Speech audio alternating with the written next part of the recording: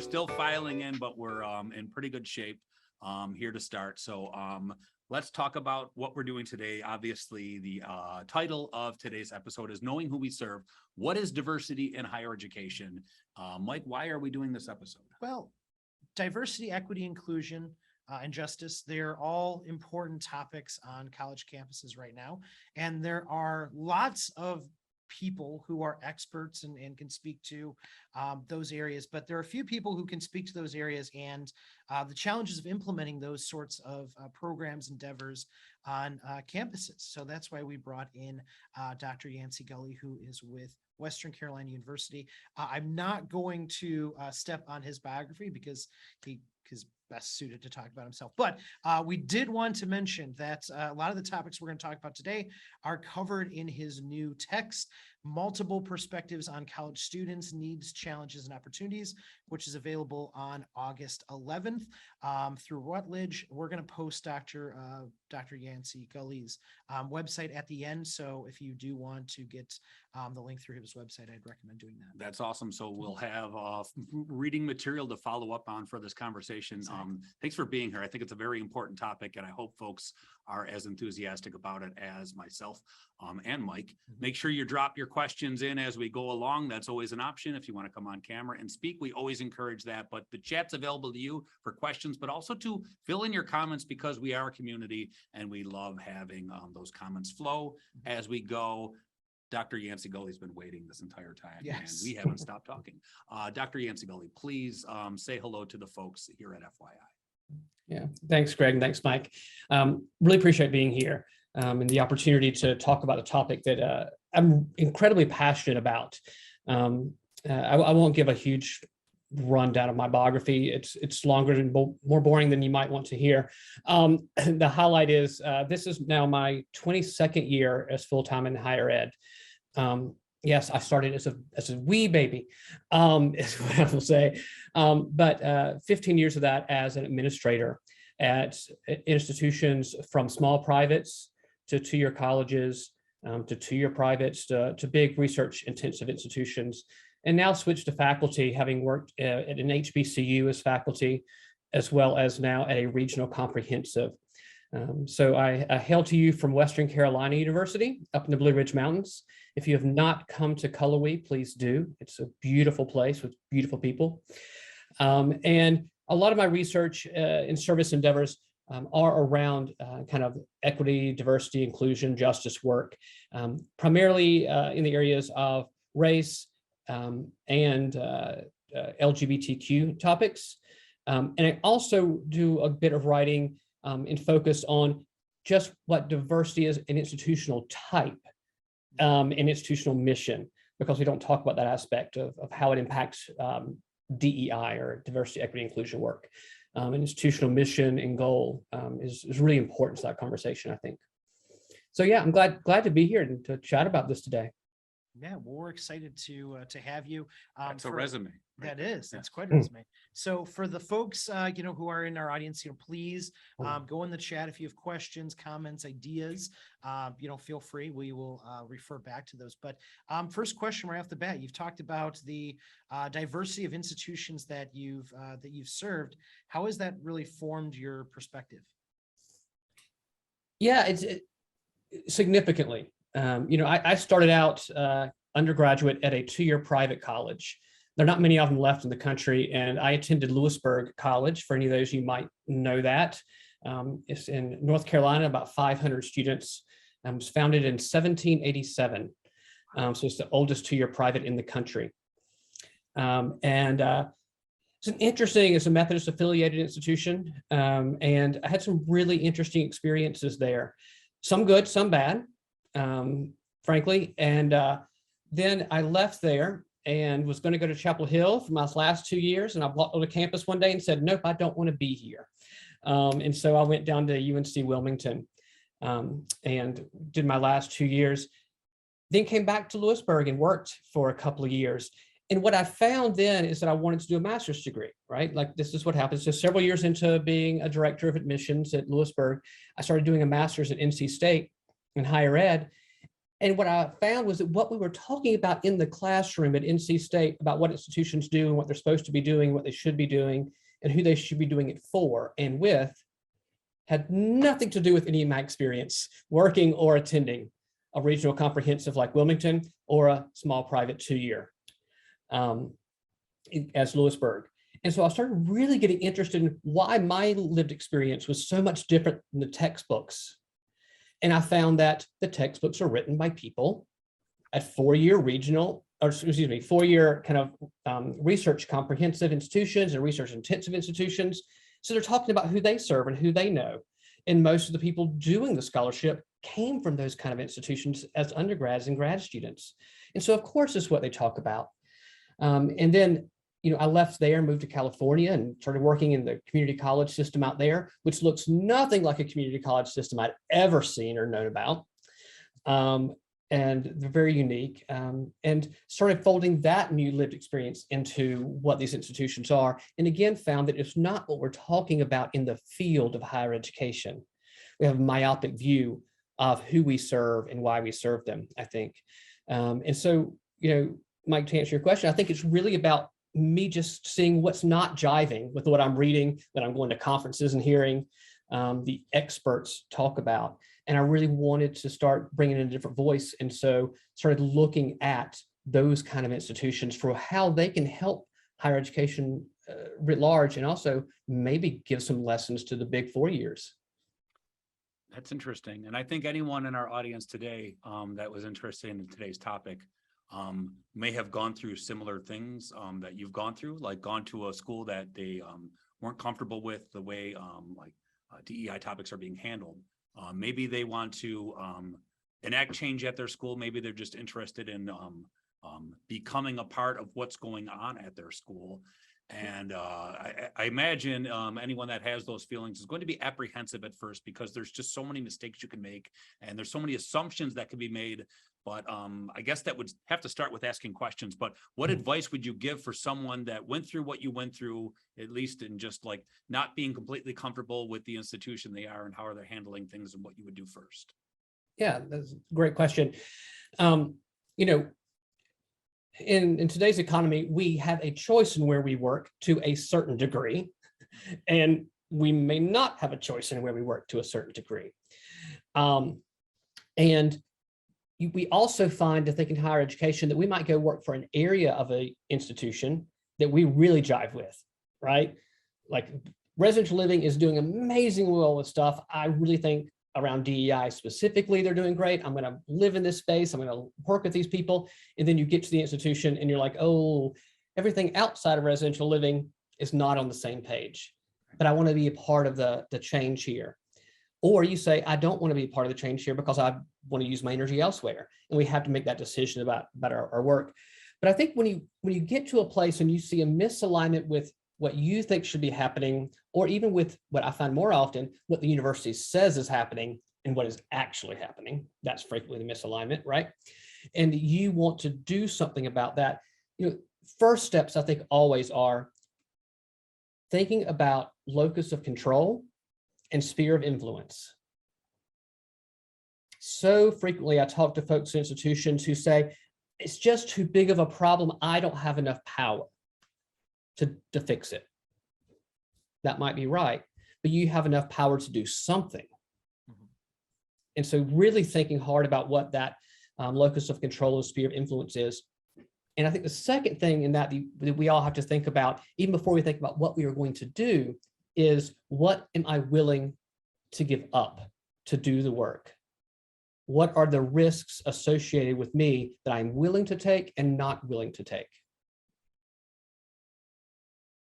Very good. Yeah, that's interesting. So one of the interesting follow-ups I kind of developed in my head here is I often, when I'm in scenarios or situations, I sometimes wonder when things seem amiss, am I just the one not getting it, or is the situation actually kind of toxic or kind of wrong, or like, do you find that happened to you when you were sort of navigating these campuses and these environments, and if so, like how did you parse out how much of this is my biases or are by biases versus how much is actually, these things need to change? Yeah. Well, one, I think if we listen to our students and pay attention to them, they will tell us what we get right some of the time, but they sure as hell will tell us what we get wrong. They're not afraid to do that. And frankly, if y'all want a real tip, if you're in a position where you don't think you're getting real information from students about something, or they might be afraid to come talk to you because you're at a higher level position or something, talk to your frontline staff. They know exactly what your students think about everything because the students don't hold back in front of them. And we often don't ask those people what's going on, and they have the pulse. And so really utilize those folks, but ask the students what's going on. That was my barometer a lot of times, my gut check, right? Like, this doesn't feel right. This doesn't feel like what we should be doing. And then tapping to some students and so forth and seeing what their experiences are. And I think also, if you want to ask other faculty and staff, that's great too, especially folks from the communities that are non-dominant in your setting, right? We can talk about marginalized or not. I like to talk about dominant and non-dominant populations because marginalization can happen to people in huge numbers. It's not a numbers game. So talk to the folks in non-dominant populations and say, what are your lived experiences? And by the way, for some of us, we have some of those identities, right? So Mike, some of it was, if it was about LGBT stuff or LGB stuff or queer stuff, I'm a gay man, I'm a queer man. I got a pretty good gut check on whether that's going well or not. But I don't have other identities that we might need to think about. So finding those people that you can work with that can answer those questions, but really students, I think they let you know so much. I have 3 follow-up questions, but I'm only going to do one at once because the conversation can go in a lot of different ways. So asking students,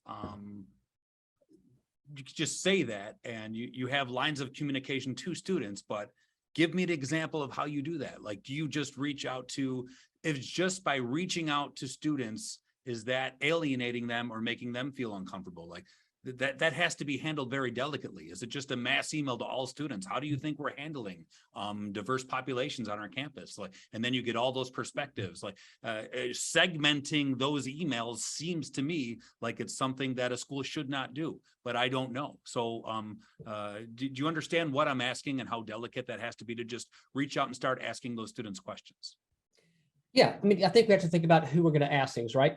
But college campuses are amazing because they automatically organize themselves, and students love to organize themselves into student organizations. It's a great place to start.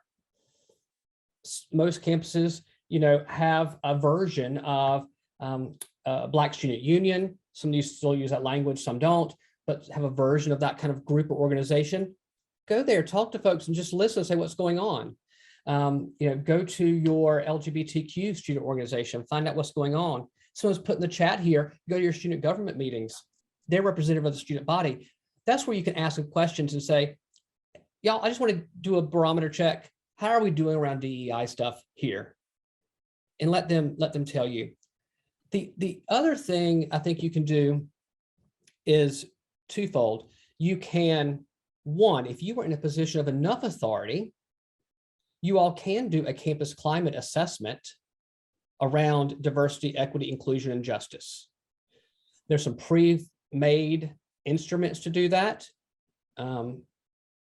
There are ones you can make up yourself. And by the way, they don't have to be 5,000 questions. It's too long. You can ask very simple questions. Again, locus of control, sphere of influence. You can also just, in your area, ask the students who you engage with about those things. And lastly, I think, well, not lastly, but the other one I would say is just show up. And I mean show up in a myriad of ways. Cafeteria, you'll overhear the conversations. Don't eavesdrop, but you'll overhear the people talking about things. Show up. Show up on the social media pages that your students run. At Western Carolina University, where I am now, I do not follow residential living Facebook pages. But when I want to know what's going on, I call my friends that do, and they will tell me exactly how students are feeling about things. So for example, several years ago, there was an event on campus around DEI, and the Facebook messages were pro and against like crazy. There was a back and forth forever. And then alumni got involved in talking about what they thought, and everyone. We pulled all those comments and used them to find out what people were thinking and feeling around diversity on campus. And it guided our practice from there. So they're talking. The question is, are we listening? My 3 follow-up questions have turned into 6. Oh, Mike wanted to jump in on something, but no, there's something you touched on the end that I was the 6th follow-up question, and that's the challenges that can arise when trying to enact DEI initiatives. And it's funny, when I was preparing for this episode, when we first had you locked in as a guest, I started, reading. And one of the things, if you just open up Google and start to search DEI initiatives on campus, is just a general, the first 3 results that come up is just how parents are fighting the idea that something like that would even be started at the school that their students are attending. That has to make things even more frustrating and challenging to even get action on a college campus. I'm sure that you have some experience with that as well. Yeah, I have a lot of experience with any number of angry stakeholders for trying to do DEI or justice work even on college campuses. The way I respond to those folks typically is to remind them that this is education. Now, I consider myself in much of the world as, well, let me give you an example. I am gay on campus, is how I like to say it. I am queer at home, because the activism I do in the community, I do it in a very different way than I do it on college campuses, where I have to be more delicate and try to get people on board in more ways than I do in the community. And that's just a philosophical way of thinking. And so I often, at workplaces, I do want people to understand why we're doing it. And so I frame it not as changing people's hearts and not changing people's core beings, but educating people, and that we are an educational institution. And I can have you come to a training or an event and not frame it as, you're a bad person, you need to change, you need to think only this way. We can frame it as education. And I think that gets people on board a lot of times. Whereas, by the way, if I were in the community, I frame that real different.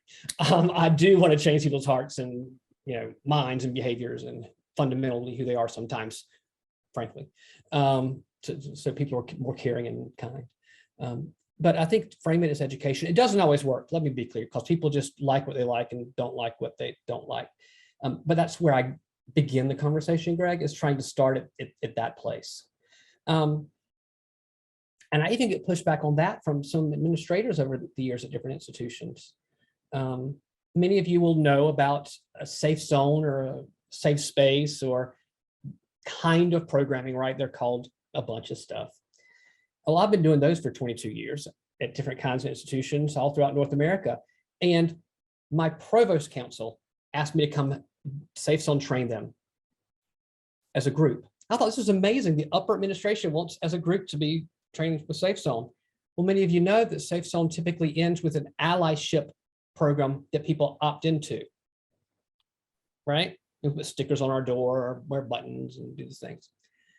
I said to the provost, I'm not doing it for you, because I don't want to pressure a bunch of people to put themselves into an ally role when they don't feel that way. But I will come and do an educational program for the Provost Council around LGBTQ topics on college campuses. Framing things as education goes a long way. No, I understand. And it's a way to build advocacy without pressuring people, I think, is super important, because then everyone's in it for the right reasons, I would imagine.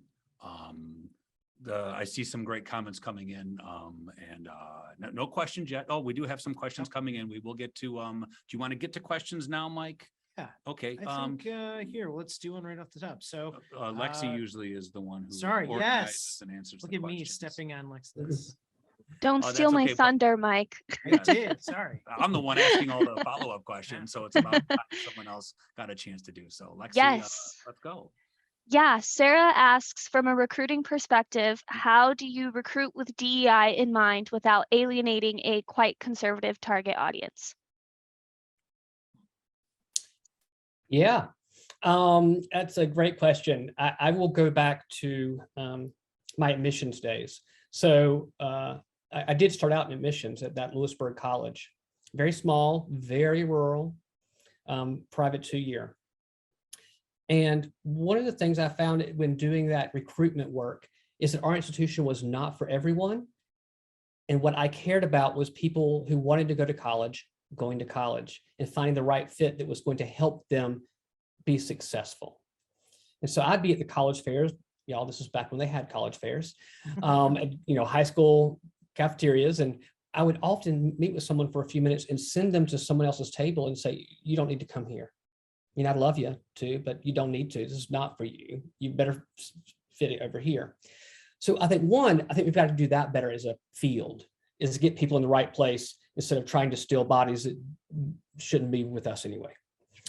Now, that does not mean I don't support big diverse campuses, because I think that's great, but we have to be realistic too about people and what their lived experience is going to be on our campuses. I'll take where I currently work. If you don't know Western Carolina University, we are in the very tip of that North Carolina on the western side. We are very rural. We're the only thing in a mountain valley, and there's nothing else around for a long ways. Beautiful country. But it's rural Appalachia. We're a regional comprehensive institution. What do you think our student body and our faculty staff makeup looks like? That area. That area. Not too many people travel to attend that institution, I would imagine. So. Right. I mean, that is increasing over the years, but as on the whole, no, we're pulling from the region. And so that's a certain demographic. And so how do we get people who are different than that? One, I think we reach out to them and we show that we are welcoming to that as much as possible, but we also are honest about what's going to happen. Because what happens a lot of times is an institution will go out and say, we are not diverse in the student body. We probably should have more, African-American or Black students. And we go on a mission to recruit all of these folks. And then we're not realistic about what the experience is going to be for that population when you get to rural Appalachia. And that's belonging, I think, is the term. Dr. Lisa Dunn, when she was on with us, that there's a difference between having a population represented at your institution and then making them feel like they're a part of that institution. I believe that's what you're trying to say. Yeah, it is. But I think so being honest about it, because we get a lot of people, who come to our institution from non-dominant populations or from populations that numerically aren't a high percentage in our region or our campus. And those students many times thrive, but they thrive if they know what they're getting into and are signed up for it. You don't want to, surprise somebody.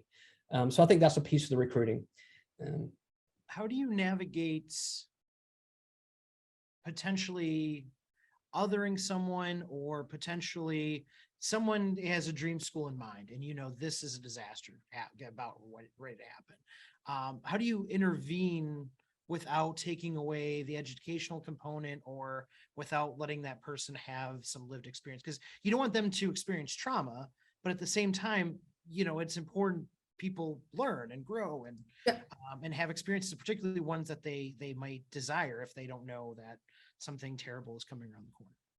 Yeah, and I think for me, it's just being honest and open. Like, this is typically the experience here. This is what you're going to run into here, and then let people choose. I mean, we have a good number of students who come to our institution, and I found this to be true when I worked other places as well, that would come there to be around people who are not like them. Right. Frankly, to be around a bunch of white folks who often are conservative at our institution, not everyone, but there's a population that's vocal. And so some folks I got a student that just graduated, came here for that reason. Said, I need to experience this. I've never experienced this in my life. I know it exists, and I want to challenge myself to have this experience so I can be a better professional in the future. That's So, incredible. Yeah. Right. Yeah, it's an amazing, I think, opportunity for personal growth. And we'll talk about that probably before the day is over, is all of this work takes us being vulnerable and getting out of our own way and getting uncomfortable. So I think it's way more than personal growth. It's global growth, like Right. that kind of behavior. One person taking a chance, being brave, and just stepping out of the comfort zone. And that's any race, creed, ethnicity. You know, when you meet other people, you make new experiences, and it just makes everyone better, I would imagine. You can see it. Lexi, we have another question coming in. Yes, Sophie wants to know, can you speak a bit about how the experiences of students can also be impacted by the faculty and staff they are interacting with, and how recruiting and retaining diverse professionals impacts that work? Great question, Sophie. We know from tons of research in our field that students who have faculty and staff members who share their identities and can see those people in positions of power on college campus, they're more successful than if they do not see people with their shared identities in those positions. This is just a thing, which makes total sense. Let's start with that. That's a given, right? So then, just like we have to be honest with students and we have to be intentional about reaching out to students who we would like, we also have to think, do we want and need to diversify our faculty and staff ranks? What I find is that institutions can do a relatively good job of recruiting people from non-dominant populations or people from populations that numerically are not as high in their institution. What we don't do a good job at is supporting those people once they're there and retaining those people and helping them to thrive. That's what we're crap at, frankly. And then there's just a high turnover, right? Because people are unhappy, and rightfully so, and they want to go somewhere where they can thrive. And then we've got to go back and do another search, and then everyone gets frustrated and tired. And then we look around and we say, you see, whoever those people are in that moment don't want to be here. And that's not necessarily the case. The case might be that we're not doing enough to support that existence. I talk about this a lot. I keep using my current institution because it's just so live and real right here in front of me all the time. We have a high turnover of Black faculty. There is not a hair salon or barber shop that focuses on hair needs and cosmetology needs of Black people within 30 miles of our campus.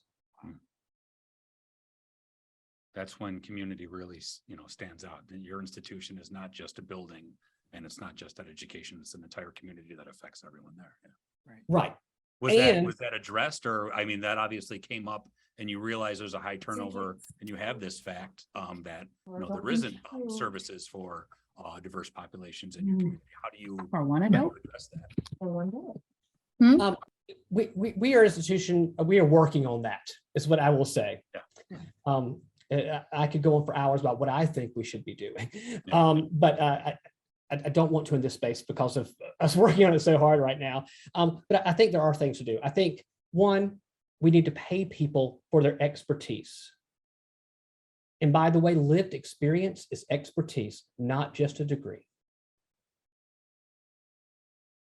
Awesome. I know there's going to be some follow-ups that are in the chat that Lexi's going to read for us. Mike had a follow-up. Yeah, I had a quick one. One of the, and more comments, sorry, so I'm that guy. One of my fears when I see hires that are made is people say, oh, this is great. Now we have this representation. And my fear isn't the representation. It's that this person is put in a position now where they're a monolith and they have to speak for a population, and maybe they weren't aware of that. Have you seen that happen? And does that typically happen? Are there ways to combat that? Yeah, excellent question. So if you take one of my courses, which I welcome anyone to come if you want to come to Western Carolina for a master's degree in higher ed. But I have a thing in my syllabus called the Shaka Khan clause. Some of you will know who Shaka Khan is. Many of my students, bless them, don't know anymore. The longer I do this, the less frequently they know. And so the Shaka Khan clause is, one of her big hit songs was "I'm Every Woman." And I tell all of my students, while I love Shaka Khan, she got it wrong. No one can be every woman. No one can be every Latina. No one can be every gay man. No one can be every blank, right? We can be representative of identities we hold, but we can't speak for everyone in those identity categories. And I think when we are doing this work at our institutions, whether we are thinking about faculty or staff who have come to our institution and not overburdening them with the work in representation, we have to realize that they are an individual who carries an identity. And they may some days want to speak to that identity, and other days they might not want to speak to that identity. I think also if we bring people into our institutions, and students or faculty or staff, part of supporting individuals is not tokenizing them. Right? Why is this student on every brochure we have? I'm seeing head nods. Y'all know this. Y'all know this. We've gotten very good at adding color to our 3 Under a Tree marketing campaigns. And for those of you who've been around long enough too, you might remember the 3 Under a Tree. But we have to not just have people be here, which is tokenizing. We have to let them thrive and see what contributions they want to make. We don't want to have a room that looks really diverse, but have everyone at different levels of power and privilege in the space of that room. We often want to bring people and then tokenize them and use them, and that's not okay. Having said that, some of us are willing to do that and want to do that, right? I tell my institution all the time that I am, some days I feel like I'm gay for a living. But that is my job, because I get every phone call, I get on every committee, I get brought to every meeting when we want to talk about LGBTQ stuff. It's exhausting. I happen to be a human being that signed up for it. But my other colleagues who share that identity, many of them didn't sign up for that. So I think checking in with those folks, and yeah. Yeah. We have some comments I want to follow up on. Some are from past, so I want Lacey to read those off. If you have questions, please populate the chat and raise your hand if you'd like to ask in person, of course, and gain this insight from Dr. Gulley. Lexi, why don't we get to a couple of the follow-up comments on that we've had? And I believe we have a couple questions as well. Yes, of course. So early on in our discussion, Heather said, people usually don't like what they don't know or understand, which lines right up with educating them. Completely agree. Trying to find some more points that are follow-ups and not questions, but I love it. Love seeing everything in the chat. Kim said that she will ask questions to her student government folks as kind of asking the students as a buffer. That's a good idea. Dr. Reginald Garcon says being willing to be uncomfortable is key. Sometimes we get stuck and stay stuck. He also added later on that the environment / building a community is so key. So the environment or the building up for a community is so key. It's not a one-time event per semester. It must be a shift in culture. And then one of our comments that I'll switch to is from Andy Morris. he said that in recent years, the president and VP for DEI have released statements following some events or sometimes in front of pressing social events or issues, speaking to the university's stance or support. How important is it to have a community hear these things from the top, from leadership? So that is a question. I'd love it if Dr. Gulley wanted to address that question.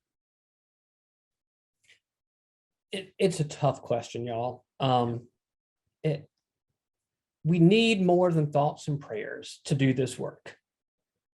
We need more than good intentions to do this work. But we also need those things to do the work. Right? We need more than that, but I think we need those things too. And it's a real balance of how do we not overstate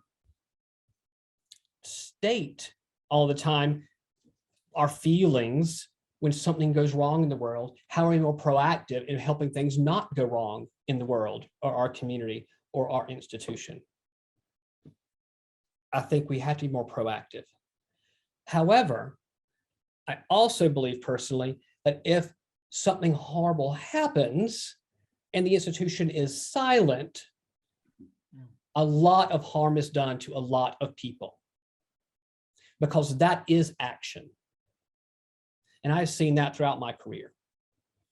One of the things I kind of train my students on, or I try to, is that you should, unfortunately, in today's world, have a portfolio of response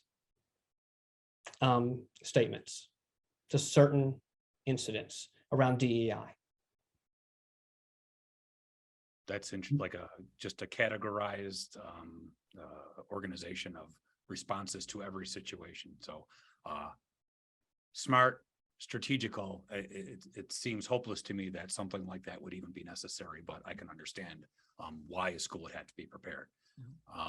So you have some well-intentioned people at your institution that want to make things better for everyone, that want to enact some DEI initiatives. I think a big part of learning, and I think learning is the most important part of doing that. A big part of learning is making mistakes. So you're going to have individuals that are going to make mistakes throughout that process, whether you already have something like that on your campus or you're just starting it. So talk about, what advice would you have for schools where you're going to make mistakes along the way and, making your campus a more welcoming place for everyone? Doing this work is scary. Yeah. I think we have to acknowledge that. The fear stops a lot of people from doing it. And those of you who have been in higher education a long time might recognize, as I do, that fear has changed over the years. I frankly find it's more scary to do the work today than it was 20 years ago in many ways. This little thing called cancel culture, that I think a lot of my colleagues who do this work are even more afraid, right? I figure if I'm doing this work, I'm going to get something wrong, because no one can do this work perfectly, right? I told you all earlier, we have to think about what risk we are willing to take. What is our barometer for risk? I have to calculate that every day, just like anyone who's going to do this work needs to calculate it for themselves. And I have to know I'm going to get this wrong. If there was a roadmap of how to get it right all the time, we would have done this already. We are feeling our way through the wilderness. We have some guidance, though. We have some guidance. Dr. Gulley has a book. The information for it is in our chat. That is not just a shameless plug. I appreciate his thoughts on it. And obviously that would be a resource. And any resource you can find would also help. So I know we have a couple more questions. There was some information corrected in the chat as the discussion is going just about Shaka Khan. Mm. And we love that we're always learning, and we want to Yes. make sure that we have that information correct. We will not make incorrect musical references. And he did not make an incorrect musical reference, although Whitney Houston might be better known for I'm Every Woman It Was, Shaka Khan. But we have another question as well, Lexi, do we not? We do. Drew's question is, how do you balance the ongoing need for college-wide equity and inclusion with amplifying the voices of specific non-dominant student populations that need to be amplified? So this is all of the questions seem to be tough. I don't know how many appearances you make. We super appreciate you being on FYI, but after every question, it takes a deep breath because, like you had just said, doing nothing, you're not going to make any mistakes. But when you start addressing these issues, there's just that. I want to think about this question first before I answer this question. So, and this is where I kick it over to our guest, and I have the luxury of doing so. Yeah, I'm reading the question again, just Sure. So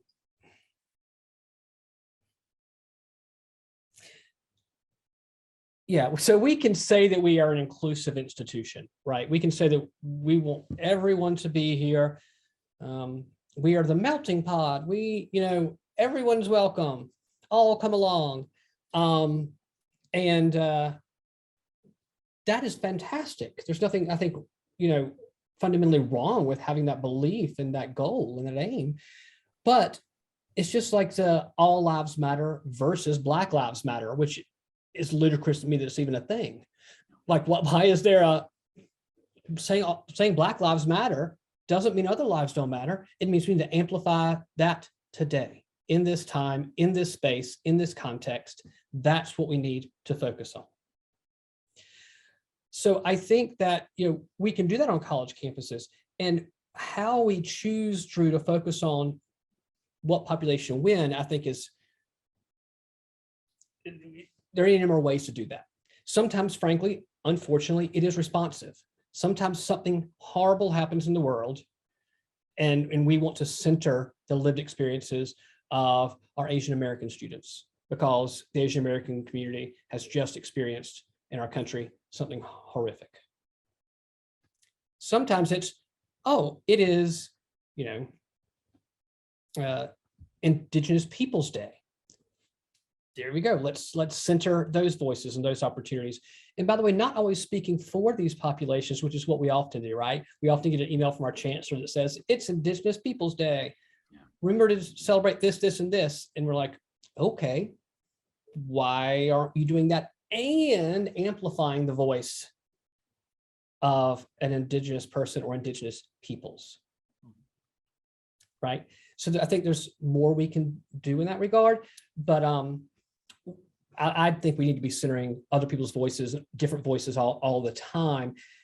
People do get upset about it, and even people from other non-dominant populations will say, well, why didn't I get the airtime today versus this person?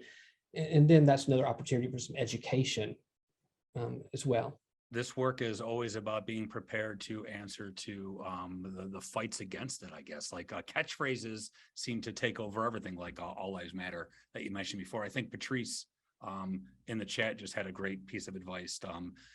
You just have to train yourself on how to talk about these things, and be I think confident and always teaching in what you say about that. Patrice had a great point. Lexi, let's go over, why don't you read Patrice's response to that? And also there might be more questions and comments coming in on this as well. Yes, definitely. Patricia's comment was, I've heard the suggestion that when criticized for being politically correct, we could substitute that with treating others with respect. Always good advice, of course. Yes. Mary also chimed in with yes.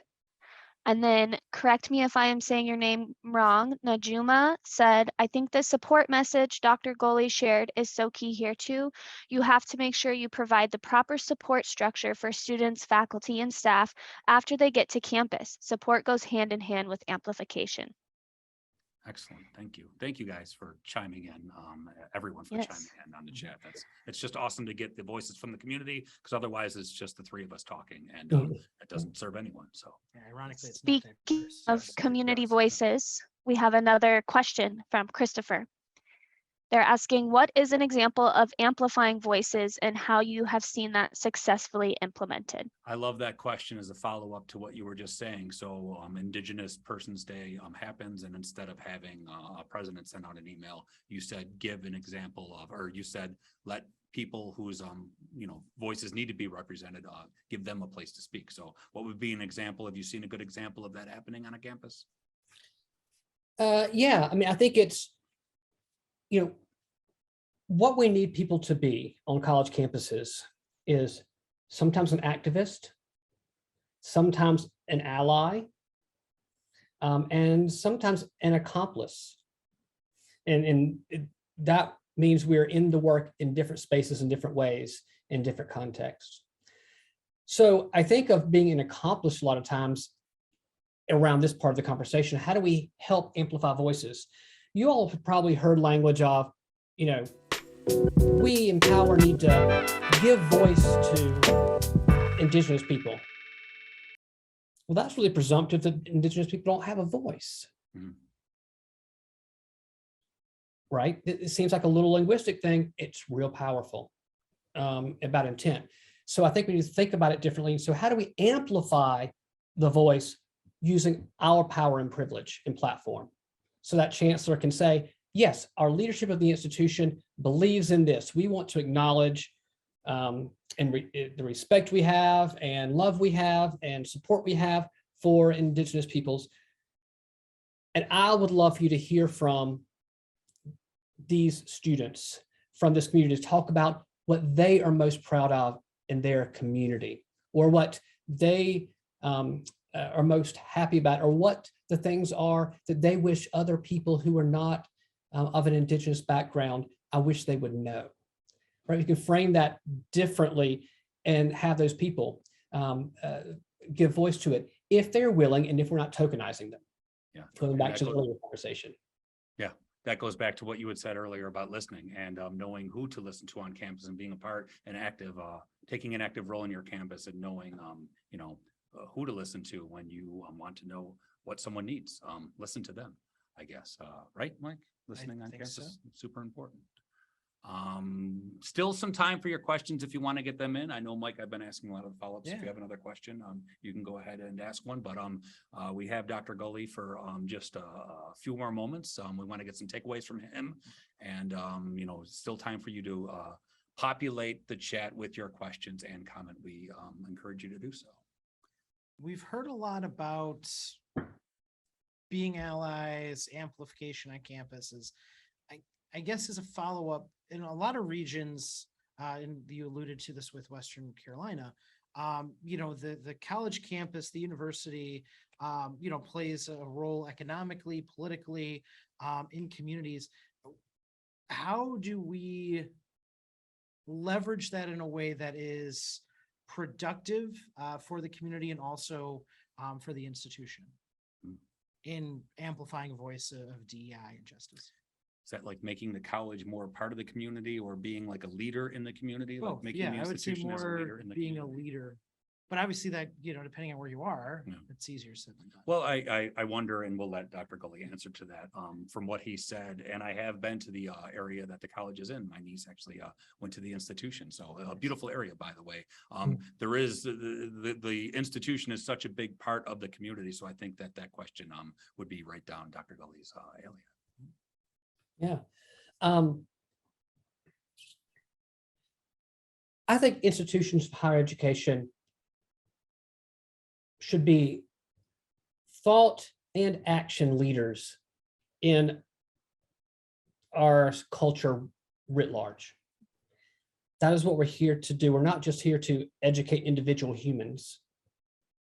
Yes, we are to do that. But we're also here to fundamentally be the thought leaders and the change agents of a nation.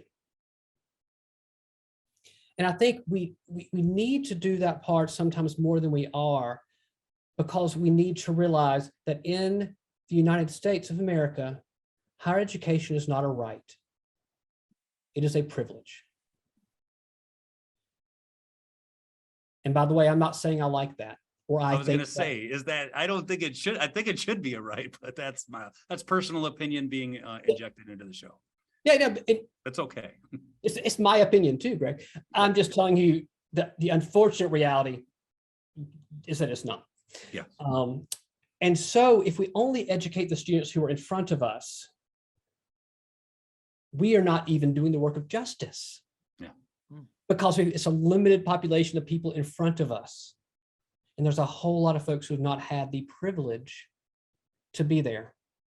And I mean, at any institution of higher education. So people argue with me and say, well, community colleges are open access, anyone can go. No, that's not true. That's not a reality either. They do help. It does, I mean, that's a thing, but fundamentally. So I think we've got to work with our communities. And I think there are ways to do that. Some institutions do really great stuff with community engagement and service learning, which as an opportunity. Some make sure that the programming they offer to students and faculty and staff is also free to community members. Often what we do though is charge those folks to come to something we do on campus. Right. What if we made it free? What if when we had that great speaker or workshop coming to talk about whatever, what if we pay them an extra $2,000 and let them do a lecture at the public library in town or at the senior center, those kinds of things, or have lunch with the county commissioners. We have the resources to make those kind of things available. And I think we have an opportunity, and I think we have a obligation to do that, because guess what? It's the communities overall that support the institutions. But do we in turn then support those communities? Excellent. And I love that questions are still coming in and some responses to what Dr. Gulley had just said. Lexi, we're getting up against it. So let's get these questions out there before we come to our conclusion on our discussion. Go ahead, Yeah, Lexi. we've got a couple more minutes left. Kim's question is, what would you say to a student who doesn't have a registered student organization that quotations fits them, but they want to feel included? That's a great question. Yeah. Yeah, and I see here that Dr. Garson says that most institutions allow people to start up student organizations with any kind of focus. That's true. I think most institutions do that. Some institutions make that easier than others, and some put barriers up to that. You've got to have 22 and a half students who want this organization, and you've got to have a set of bylaws and an advisor who wants to support you and whatever. But I think people can start organizations and so forth.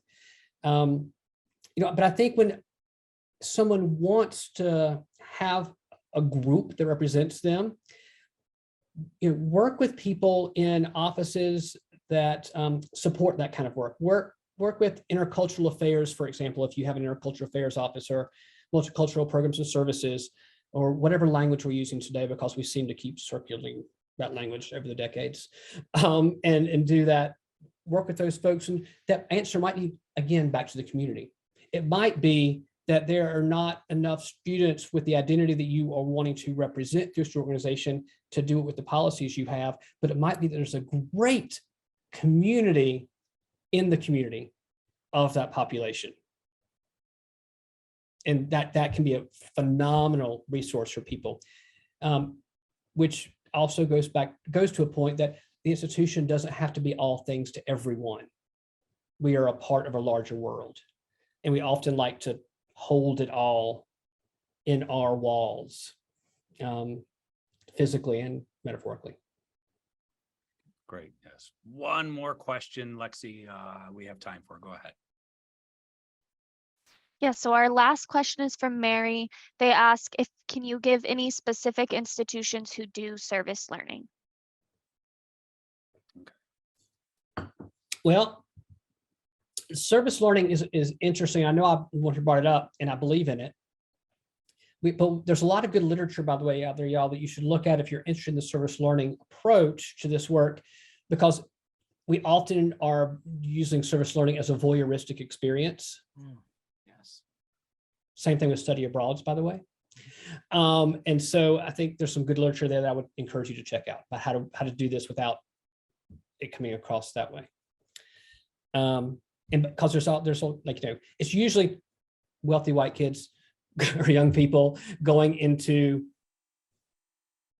poor communities with different racial backgrounds than what they represent and fixing a problem and then going away after 16 hours of work or whatever it is, right? Which gives certain students the opportunity to learn about a different community, even voyeuristically, with this, which I don't agree with, but even that it allows them to do. What about the people from that community who are at the institution? Who do they get to go and help serve and do service learning with, so they can learn about a different culture, a different community? So we have a really weird one-way street with that. But some places that do it well, I did, and this is not a shameless plug for my institution, I promise you, but we, Dr. Lane Perry, who has been our executive director of community engagement and service learning, has done a fantastic job at Western Carolina University. We've won several national awards for the service learning work that he puts on. And so I would say you can look at some of that stuff. I see some folks in the chat here are putting institutions as well. I think that the College of Education at University of Georgia does some really good work. Specifically, Stephanie Jones and some of her colleagues. So I would say to look at some of that work as well, because it's specific work around social justice in the context of service learning. Awesome. I cannot thank you enough. Yes. We got to only one of my 6 follow-up questions and then more developed. Thank you so much to everyone being on our call today and participating in the chat. I love the lively chat. I love insights from different schools. And Dr. Gulley, for Mike and I both, thank you so much for being here. Great insight. Check out, stay in touch with Dr. Gulley if you'd like to. Lexi just put his information in the chat. If you have questions, any follow-up questions about any of the institutions he mentioned, any of the reading materials that he mentioned, or his book, please get a hold of him that way. Dr. Gulley, thank you so much for being on with us today. I hope you enjoyed it as much as we did. Very much enjoyed it. It asked me some questions I need to think harder on, which I always appreciate having my own homework to do. So I appreciate it, y'all. At FYI, the conversation never stops. It's always going, and we always tease sequels. There will have to be a sequel to this episode. Yes. That we'll invite you back on. Mike, thanks to you as well. Absolutely. This episode, of course, brought to you by Mongoose. They make a pretty good texting platform. We do. Yeah. Yes. Cadence, texting, and chat. Yeah. Yes. Awesome. And we're exciting things going on at Mongoose. Exciting things just happened on FYI. Thanks again for joining us, everyone. And next FYI, episode, yes, real quick. August 16th. Yes. It is with 2 of our members from our client success team. So I won't be here. You will not. You will be. Do we want to talk about where you're replacing me with 2 better people for one episode? So that's all that matters. Yes. Greg has a well-earned vacation. Yes, they're letting me go somewhere, which is great. So Lena Militello and Jen D. Thorne from our client success team will talk about strategic communication plans for your students in the year ahead, which is really exciting. And that year is almost here. It is here, right? It is wild. Very good. Thanks again, everyone, for joining us. Thank you, Dr. Yancey Gulley, and I hope you all have a great day from everyone here. And thank you to Lexi as well. I almost forgot. Always does such great work for us behind the scenes. From everyone at FYI, have a great day. Thank you so much. Take care.